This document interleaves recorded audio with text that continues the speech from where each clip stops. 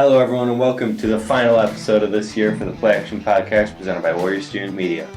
I'm Brandon Smith, joined today by my great co-host, TJ Haws. Man, it's your last day. It's my last episode. It's your last episode. We made it. This is just so sad. This was so fun, though. It was a good year. Man, you got me tearing up, man. Man, it's a sad day. Sad. It's a tough day. So, we are here today for an overall off-season recap. Going out with a bang. So, and we're assuming next year, we don't know what's going to happen. Let's see if the podcast comes back, but if it comes back, it'll be right around September. Season's about to start. Yes. So it kind of works out okay. So we're going to do an off-season recap now. Mm-hmm. But I will not be here, so that's pain. Bye, Brandon. I'm out. But, Bye. So we have just teams who we thought won and lost the off-season and some different avenues. We're going to jump right into it. We're going to start off with the most improved team. All right. You know what? This is your final episode. I want you to go first. I feel like you deserve it. Thank you. Appreciate Also, that. I'm not as prepared as you, but we don't talk about that. So you go first. My most improved team is the New York Jets, and I don't know if it's particularly close, and I don't know if there's really another completely right answer. No, that's easy. That's an easy one. They basically changed up that offense a lot. Changed the offense. Offensive line and receiving core. I mean, it's Changed the defense. it's such a good team now. They look like such a good team. You draft Ahmad Gardner, who was my number one ranked corner. I believe he was your number two. Mm-hmm. Doesn't really matter. Yeah. And then they draft my number one player on the whole draft, and my obviously number one receiver in Garrett Wilson. And then along the offensive line, they signed Laken Tomlinson, and you finally feel comfortable about the Jets' offensive line. They signed Jordan Whitehead to play safety. They signed DJ Reed at corner. One of my favorite additions was Jordan Whitehead playing free safety for them there. I think that he was very underrated on that Bucs defense. Mm-hmm. Played a big role, and I mean, again, just all these signings in general. I still question what they have at safety a little bit. That might be their biggest weakness. I mean, strong safety. Yes. I'd say that's it, though. Again, I think Jordan Whitehead's a good enough free safety. He's on a cheap contract even, so I don't know. This is a very, very incredible offseason. It's all going to come down to Zack Wilson. He has no excuses. He has zero excuses. I mean, again, he's only entering his second year, so I'm not going to hold him to a super high level. Like, people are saying he's already, like, the quarterback, like, on the hot seat this year out of the entire league. And I'm like, you can't do that to a rookie or a second-year player. He's probably in the best situation, though, of any of them. Exactly. I would say. I'd even say, probably not. I mean, I'd say he's in a better Trey shape. Lance. Probably in a If better he plays. We'll see. I guess assuming he plays, but all right, mine. Okay, I was debating between two, and it was the Jets and my other team. So I'm happy you took the Jets. I'm gonna go with the Chargers. Yeah. They how could you? Yeah. Dude. You can't go wrong. Dude, they've done so much. I totally forgot about them, honestly. They've done so much. I think the only move they did that kind of bothered me was re-signing Mike Williams to such a big contract. That was I just don't think he's worth $20 million. I think $20 million a year. That's a lot of money. But I mean, you're bringing in your elite number 2 receiver. You got a new tight end, Gerald Everett. That defensive line is a lot better than it used to be. You probably got your 3-star. You got Sebastian Joseph Day and Austin Johnson. Both guys will start, I bet. And then Chris Covington will probably, and Jerry Tillery, they're expecting him to play a bigger role. Khalil Mack, you can't forget about that. J.C. Jackson, probably the biggest signing in the entire offseason. Probably the best player, and one of it. At least he's probably the biggest addition through free agency. Yes, we had some big trades with Tyreek Hill, Russell Wilson, Deshaun Watson, AJ Brown even. AJ Brown through the draft, yeah. But they added Bryce Callahan later on as well. Great slot corner. I mean, this defense is very complete. A guy I could still see them, and I've said it for a couple months now. I still see Akeem Hicks going there. Yep. They're rebuilding that old Bears defense, kind of. That's what it seems like. I mean, it's working. Callahan, Khalil Mack can bring in Akeem Hicks to be the run stuffer. Or even bring in Eddie Goldman. Eddie Goldman's still out there? Yes. Very true. But they went into the... Oh, sorry. I think Akeem Hicks does offer a little more as a pass rusher than Eddie Goldman, but either way, I think they both would be great additions. No, I completely agree. But so they went into the draft then. After free agency, went to the draft with very few needs. They could have used offensive line on the right side specifically, drafted Zion Johnson, got Jamari Salyer in the 6th round. Two guys that can both start. You got a backup running back in Isaiah Spiller, which I love. And then the other big need I saw was free safety, and that's not even a big need. Or I should say safety in general, because it sounds like they want to use Derwin James as a more linebacker. I actually do like Nasir Adderley a good bit. I'm not opposed to him, but you can upgrade. You can definitely upgrade there. Of course, but my point was my point was that they want to use Derwin James as more of a box linebacker rather than an actual safety, which makes sense. So the drafting J.T. Woods in the 3rd round, a guy you were a fan of, I know. Yes, he didn't do sure. fit. He'll play that strong safety role most likely, which will again allow Derwin James to play as a box safety. Baylor had some awesome players in this draft class. They really did. This draft class for the Chargers is one of the best, I think. Yeah, it doesn't even without a 2nd round pick because the Bears had it. Yeah, okay, fine. Yeah, 1st round was Zion Johnson, 2nd round was Khalil Mack, 3rd round was J.T. Woods, 4th round was Isaiah Spiller. Those are all guys that I saw going top 2. I mean, obviously not Khalil Mack. Top 2 rounds. Yes, obviously not Khalil Mack, no doubt, but those first 3 guys they drafted were all guys I saw going in the first 2 rounds. And then Jamali Salyer as well, which I already named, was a 2nd rounder for me as well. So they've upgraded so much. He went in 6th, didn't he? He went in the 6th round. And he'll probably start at right tackle for him because literally every single player in the entire league can beat out Storm Norton at right tackle. So, but no, this offseason was incredible.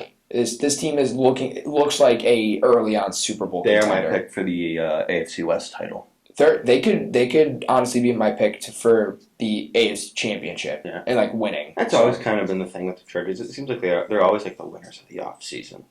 It always feels like that's kind of them, but I really feel like they did enough this year. They got the dominant pass rusher on the other side of Joey Bosa.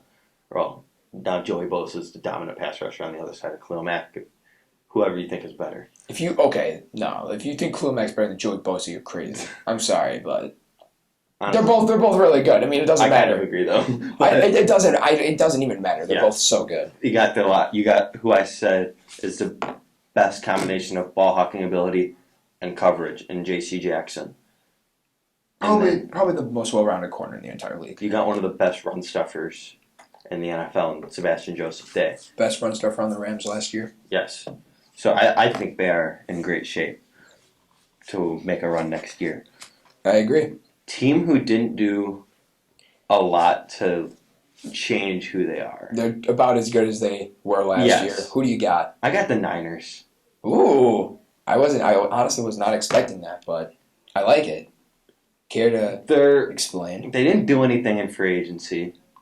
They did re-sign Jason Verrett, which was a great move. Emmanuel Mosley played amazing last year, so he'll be back. I'd like to see some more out of Diamador Lenore next year, who we mentioned on our 2nd-year breakout candidates episode. But they didn't do a lot. They still have Jimmy Garoppolo on the roster. That's enough said. Which is not ideal. They were looking to move off of him, I believe, but there's also the rumors that they don't like Trey Lance that much. And that they are hesitant to play him. But I don't think he looked terrible last year when he played. He didn't look great, but I mean, he's the most inexperienced NFL player ever in terms of playing football. Yeah. So that's a little tough, but and then their draft, they just didn't do great in my opinion. Ty Davis Price in the 3rd round, I've said was one of the worst picks of the whole draft. I would agree. They have bigger needs. I mean, with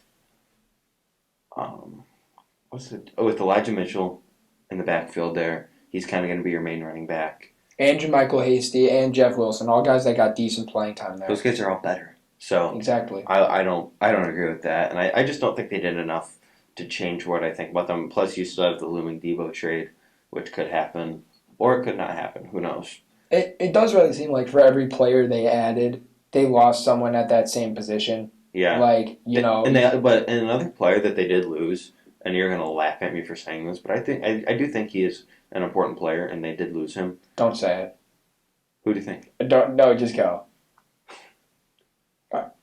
I'm going to say Trent Sherfield. Oh, okay, I don't care. Because I thought you were gonna say like Josh Norman or something. No. I'd been like, you're stupid. he and Trey Lance had a really good connection. They showed that a couple times Mhm. in the preseason. They showed that in training camp, and that was where. And week 1, when Trey Lance came into the game against Detroit for a play in the red zone, he threw a touchdown to Trent Sherfield in week 1 against the Lions. Mhm. So they have a good connection, and he went to Miami. So I think that's a big loss for Trey Lance, at least. No, I mean it's great. It's like it kind of plays into exactly what I was saying. It's for every guy they added, they lost someone there. Like they lost, for example, Richie James and Trent Sherfield, two Yeah. receivers that actually got a decent amount of playing time. But at the same time, they added Malik Turner and Ray McLeod, guys who were probably just as good as them. So Yeah. like, there's no improvement there. You lost DJ Jones, which I thought he was one of my favorite players in this entire offseason. This dude was very underrated Yeah. on San Fran, and he went to Denver. You Shout lost out Denver this offseason, too. Denver had a really good offseason. They added Charvarius Ward. You lost Kwan Williams. I think that's pretty. Where'd even. he go? Kwan Williams. Yeah. Also went to Denver actually. Did he really? Mm-hmm. That's a good Bryce. That's about as good of a Bryce Callahan replacement as you can get. Quan Williams might be better, and he's also healthier. You lost Jaquiski Tart, so you don't have you just have yet to add another safety. You lost Laken Tomlinson, probably their second best offensive, or not probably their second best offensive lineman last year, outside of obviously the best offensive lineman in the entire league, Trent Williams. You lost Raheem Mostert. I mean, he was out all last year, but he was still a big contributor. In 2020 at least. Yeah, and 2019 as well. Exactly. I mean, like, yeah, they didn't do much. You're right. I think the only thing that I really love them doing was drafting Drake Jackson, and even then, that was like I think he fits perfectly. I think that's really the one spot where you added somewhere but didn't lose anyone because they didn't lose any edge rushers. So, I completely agree. They didn't do much. Mine is going to be the Washington Commanders. Because this is a team that... It's a whole lot of mid. This is a team that I was super... 2020, outplayed their expectations by, I'd say, quite a bit. And then lost in the wild card to Tampa Bay. Whatever. I expected their defense to be top 3 in the league in 2021. Mm-hmm. It wasn't. It was, again, literally mid. It was like an average defense, which it should not have been. So I was hoping they kind of improve that defense a little bit and hope they get other guys on there, and then at the same time and try to improve the offense. They really didn't improve anywhere. I mean, you lost your starting quarterback in Fitzpatrick. You got Carson Wentz. Carson Wentz is obviously better, but they already see him as a bridge quarterback. They said so. You drafted Sam Howell. That's your future, hopefully. Yeah, and to get him in the 5th round is great, in my opinion. Oh no, I mean of course you say that. Well, come on. Just saying. How can it not be? No, I know. I'm just to get your franchise quarterback, your hopeful franchise quarterback. I was gonna say you can't just be throwing that term around. To get your hopeful franchise, I can't say that about any of these guys in this draft. I'm sorry. I don't care where Kenny Pickett was drafted. I mean, I think he has the only. He's the only true shot of being a franchise right now, based off where they landed. He might have the best chance. That's what I'm saying. Yeah, that's all I'm saying. But no, you looking at you lost Brandon Sheriff, your best offensive lineman by far. That's rough. But you added Andrew Norwell, who's not obviously as good, but he's a good player. He's an alright striker. You lost Matthew Ionitis, who was a very good rotational defensive tackle. It sounds like they've been trying to trade Deron Payne for a while now. Actually, don't know why. I feel like it's because their fight on the sideline. But that would be a dumb reason, I think. But whatever.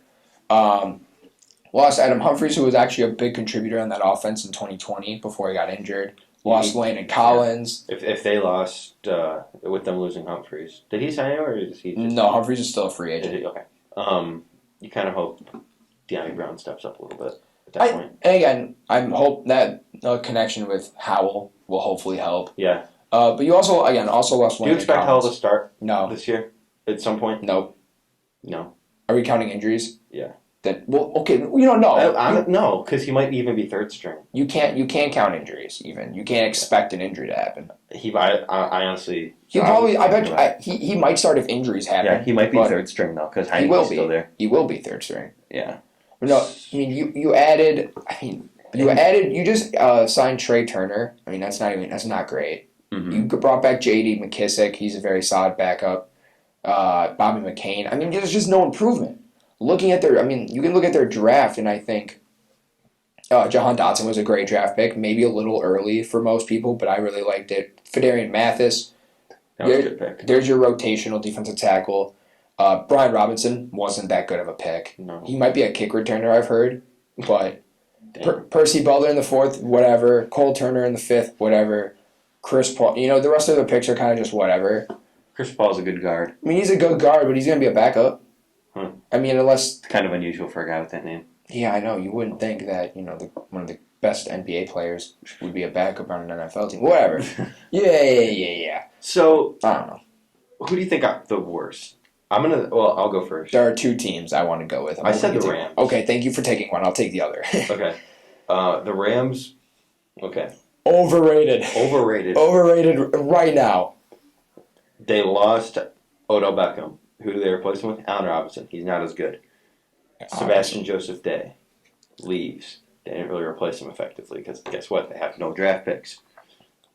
They lose Darius Williams. They don't really have a number 2 corner. They signed Bobby Wagner, who's not that good anymore. To be fair, they just traded for Troy Hill. That's a good move. He's a slot guy. That was a good move. It's a solid move. He knows that defense. Yes, that is a good Hopefully, move. I mean. But they still need another outside guy. Mm-hmm.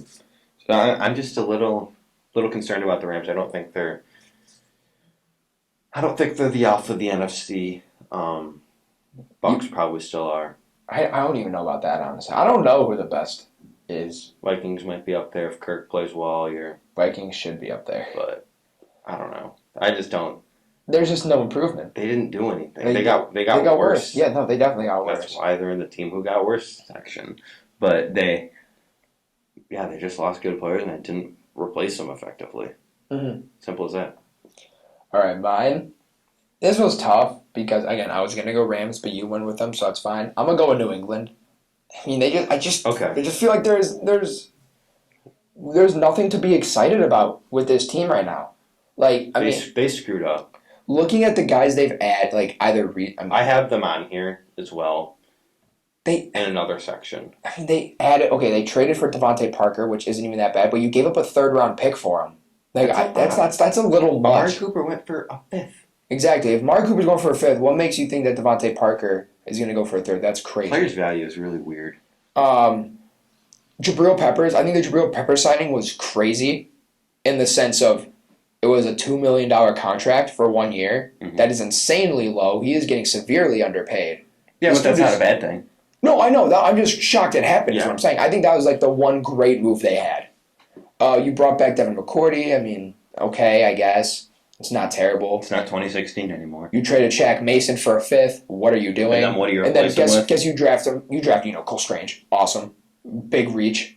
Cole Strange. Okay, I liked Cole Strange. I do too. But that's a terrible pick. Yeah, he's not a 1st-round pick. And then, while we're here, I'm going to talk about my biggest draft loser, the Patriots. Yeah, I agree. Might as well. You want to know what's crazy? Pick 29 the past couple years has been the biggest reach in the draft. 1st round. What has it been? Last year was Peyton Turner. They considered that that was definitely the biggest reach. I just find that funny that pick has been it for a couple years. Okay. Cole Strange, Tyquan Thornton. I like those players. You draft Bailey Zappi in the 4th round? I'm telling you right now, I don't care for repeats. There is no other team you can pick for a worse draft than New England. There is no worse team. So I have to pick them again. You did? Okay. And there's no way around it. Okay. So yeah, that's our biggest draft loser, and that's the team who got worse. Yeah, I mean, for you. But again, they also lost Dante Hightower, who was a very solid linebacker still. Did he sign anywhere? Or is not yet, shockingly. So maybe he comes back. Lost both J.C. Jackson and Kyle Van Noy. I mean, Kyle Van Noy didn't do too much, but you lost Chase Winovich. You lost Chase Winovich, traded him for Mack Wilson, who why? Just why? Like, there was no point in doing that. Yeah.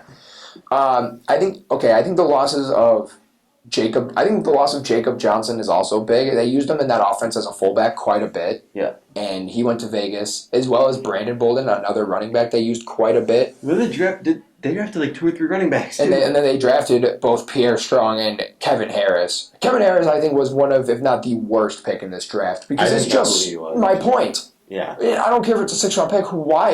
I just don't get it. Although I do think a great move was bringing in Derek King because it already sounds like he's going to make the roster. That can be fun. And they already said they're going to use him as a quarterback, running back, wide receiver hybrid. He's going to be the next Taysom Hill. I blanked on his name. Yeah. But yeah, I mean, he's probably going to make the roster. That's why they just traded Jarrett Stidham to get Derek King a roster spot. I'll tell you that much. But no, I mean Patriots kind of. Bailey's happy though, so no. They'll cut like Brian Hoyer. So I know they just re-signed him, but I think that's why they drafted Bailey Zappi. But to be their Brian Hoyer. Yeah, exactly. So since we kind of talked about the biggest draft loser, I guess we'll just stay there and we'll talk about the biggest draft winner. I said the Lions. Thank you for not taking my team. All right. Okay. You probably drafted your 2 franchise cornerstone players on both sides of the ball, Aiden Hutchinson and Jameson Williams. You hope that they can develop into that and turn into that. Jameson Williams adds a new dynamic to the offense. They didn't have a lot of speed last year. You also signed DJ Chark. I heard Detroit fans were not happy with the Jameson Williams pick right away. It wasn't a great pick at the time to me, but I thought it was. I was straight up. I thought it was an incredible pick. I thought they needed a true deep threat, and that's what he brought. Yeah, so they have the true possession guy now with Amon-Ra St. Brown. Mm-hmm. They also brought in DJ Chark, and then, Jameson Williams. It's great. Khalif Raymond is still there, I believe. I mean, he's not great, but as a number 4 receiver, he can. Quintez Cephas still. These guys are going to rotate in as wide receivers 4 and 5. They even have Josh Reynolds, who was actually pretty solid for the Rams a couple years ago. Yes. That's the guy I was thinking. That depth in the receiving core isn't incredible by any means, but it's very solid. They have a great all-around receiving core now. I think Jameson Williams really just was the icing on the cake for that. Yeah. And then you have Josh Pascal at 47, I believe. Wasn't a fan of that pick, I won't lie. I didn't. I like him a decent amount. Where does he fit, though? That's the other problem. Where does he fit? That's my only issue. That's like the one pick I did not like. Because, where you're just taking him to take him, I feel like. Because you have Romeo Okwara still, who's on another 2 years on his contract. Maybe they plan on moving on from him right away. Maybe. I don't know. But okay. I could go Baltimore for draft winner. Oh, duh. But I'm not going to do it because it's easy. Shout out Baltimore. I'm They're in the same category as the Jets. Yes, I know Baltimore had the second best draft outside of the Jets. I know it. But I'm not going to go with it only because it's really easy. I'm going to go with Buffalo. I thought their draft was incredible, right? This is another team just like the Chargers who had a few needs going into the draft, and they addressed them all. And just the guys they wanted fell to them. They had 3 picks. Kyrie Lum in the first. So good. That guy fits perfectly. We've talked about it just recently, so I'm not going to go too much. James Cook, again, another guy we just talked about, but he was so good at that value as well. And then Khalil Shakir even in the 5th. You know what? That was another one I was going to go over because I think we traded out of that pick. That's going to haunt me. Dude, Khalil Shakir. Dude, he's going to fit so well in that offense. It's not even going to be funny. I'm sad. I think Terrell Bernard is a pick. Linebacker out of Baylor in the 3rd round is a pick that is going to go underrated to start. Mm-hmm. Which makes sense. I get why, but Cook was the 2nd round pick, wasn't he? What? Cook was yes. the 2nd. Yes. Okay. No, but Bernard is going to be a guy who they need another linebacker there because Tremaine Edmonds has been on and off his entire career. Yeah. Matt Milano is a great linebacker, and they need somebody else. So Terrell Bernard will probably come in and start early on. Matt Araiza on the 6th, incredible value. I mean, I guess he's a punter, so people won't agree. He's a field flipper. But he is field position is what football is really all about. And I think Araiza is going to do a great job. They also address depth later on at multiple positions. And then Weidermeyer, I think, as a UDFA is going to be very solid. Although his speed was although his 40 time was really slow, I still think that didn't justify him being undrafted. Yeah. But he's going to be that tight end. He's going to be the tight end 3 there because they signed O.J. Howard. But I love what Buffalo's doing. I think, again, them or the Chargers are probably going to be my AFC pick early on for a while. So now we're going to head into free agency. Who's the biggest free agency winners and losers? For me, the biggest winner was the Raiders. Mm-hmm. I'm also going to include the trade market here as well. Of course. Devontae Adams, good. It's kind of really? there is to it. I forgot they didn't sign Gilmore, but they still did a great job. Mhm. They got Rock Yassin back there to play corner. I just think that they did a great job addressing some of their needs. I think their offense is one of the most well-rounded ones. They can run the ball with Josh Jacobs. You have probably, in my opinion, the best X receiver in the NFL. They have a top 3 slot receiver in the NFL. They have a top 3 tight end. This offense is ready to explode. Yes, the offense is going to be. I also want to throw out real quick, just to add on to how good their offense is. Josh Jacobs is going to has to prove himself this year. They did not take his 5th-year option. This is the last year of his contract. He's going to go out there and prove himself and get himself a big contract. So I'd expect him for a big contract. I'd expect a big year out of him. Yes. My free agency winner and all that, Miami. Dude, Yes. That offense is new. Their offense is different. It's so different. I think, you added like 8 running backs. Raheem Mostert, Chase Edmonds, Sony Michel, all on the team now. Mm-hmm. Those are all guys that did decent, like a lot. With Myles Gaskin as well. With Gaskin, with Salvin Ahmed, who was another guy they used quite a bit. You got at least 5 running backs on this team right now that can all be starters even on other teams. Tyreek Hill obviously traded for him. Didn't even have to give up too much to get him. Great trade. I mean, great value. I mean, you got, I think, signing him to $30 million a year. Mm-hmm. Honestly, worth it. Brought back. They got 2 firsts next year as well. They didn't have to give one up. Exactly, which is crazy to me that they didn't. Mm-hmm. Adding on to the receiving core, you re-signed Preston Williams, a guy I'm a big fan of. Zack Wilson, one of the most underrated receivers in the league right now. And then Trent Sherfield, the guy you were just recently talking about. Connor Williams. With Jalen Waddle still there. And with Waddle, exactly. I mean, it's so good. It's crazy to me. I mean, you brought back Xavier Howard. Emmanuel Ogba's on a 4-year deal. Dude was playing incredible last year in this defense. You added Teron Armstead and Connor Williams to the offensive line. You needed veteran presence. You needed a veteran presence there, and you got it. You got rookies like Austin Jackson, or young guys like Austin Jackson, Liam Eichenberg, Solomon Kinley, Robert Hunt. All these young offensive linemen that need a veteran presence to improve. And Teron Armstead and Connor Williams can really bring that. And Connor Williams was used as a fullback, may I add. I just want to throw that out there. I think that's going to be fun. Yeah. That offense is going to have a lot of fun dynamics. Dude, it's just, I'm in Mike love. McDaniel's sweet, too. Dude, he's so cool. Of course he is. Best coach in the I don't even think hold on, real quick. I don't even think they lost. They didn't even lose much either. No, they lost like nothing. I would just like to add. So this is one of the teams that definitely got better. Devontae Parker, but that's it. But again, you added 4 other receivers. Yeah. It's not a big deal. You lost Jacoby Brissett. Maybe that's, you're. But guess what? You got Teddy Bridgewater. Teddy. Exactly. Like, even then, it's like, even in the small things, you're honestly improving, probably. Yeah. It's just so crazy to me. Now we're going to the loser. Biggest free agency loser. You need to go first, because I'm kind of lost. I said the Cowboys. That's a good one. That was going to be one of mine. That's a good one. They lost Connor Williams, as you just said. They traded Amari Cooper for peanuts. They gave a pretty decent-sized contract to Michael Gallup, who is injured, so that's not great. They lost Cedric Wilson. Zeke is still there, which might not be a good idea. Yeah. They didn't really add to the cornerback room. Keanu Neal left. Mm-hmm. DeMonte KZ left. They just lost a lot of guys, and I don't think they even drafted well either. Tyler Smith, I felt, was a little bit of a reach. Sam Williams was a good pick, but they drafted Jalen Tolbert. They just didn't do a whole lot in terms of adding, in my opinion. I won't even lie to you. I mean, I agree. I'm not denying that. I'm just kind of at a loss for where to go here. I probably took yours. You did. I mean, okay.